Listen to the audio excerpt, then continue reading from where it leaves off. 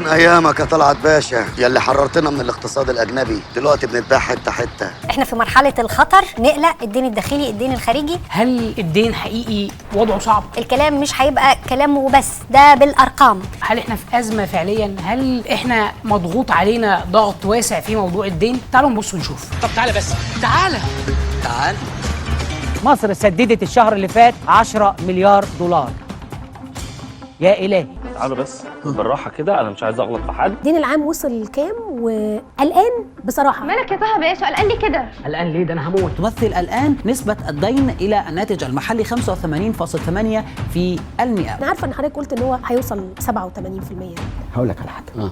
انا وانت قلت لك علينا كل واحد فينا 10000 جنيه، لو انت دخلك 100000 جنيه قلقان على 10000 جنيه؟ مش هتقلق. انا اقلق. ازاي الحال؟ مبسوط دلوقتي؟ عاجبك المرمطه اللي انت مرمطها لنا في الويك اند دي؟ يعني عايز في السنة 120 مليار دولار. هل تستطيع؟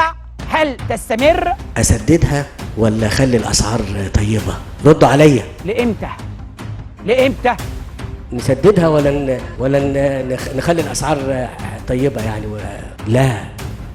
لا. شهر واحد 10 مليار دولار.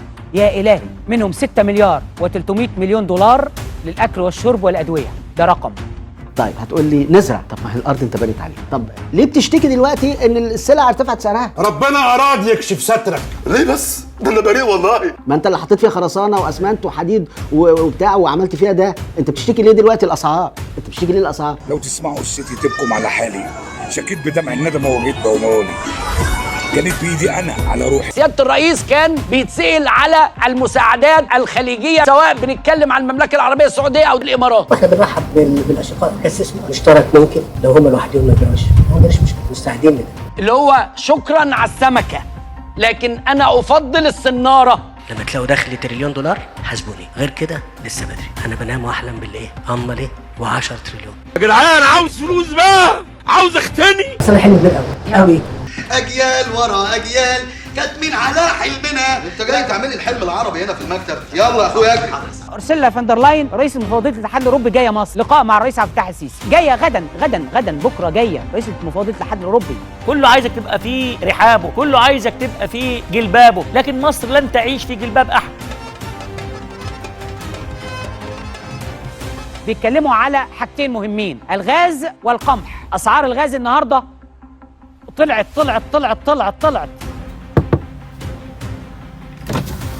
دعني أؤكد اليوم أنني أقف إلى جانبكم، وأننا سوف نوفر إغاثة فورية لأكثر من 100 مليون دولار لمصر. لا والله يا سعادتك، ده انت وقعت لي من السما النهارده، ما تصغرناش يا باشا.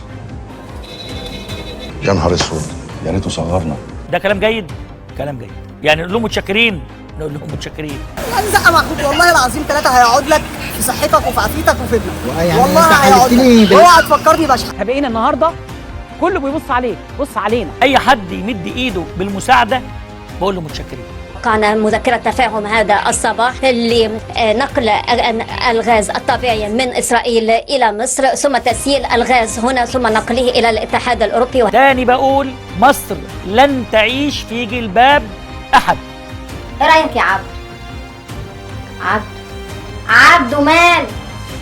مصر لن تعيش في جلباب أمريكا وحلفائها، ولن تعيش في جلباب روسيا وحلفائها. واضح ان دي بوليسي، واضح ان دي سياسه، انه اي حد عايز يجي معاك قول له انا الفلوس اللي مالوش خير في حد، مالوش خير في مصر، مالوش خير في مين؟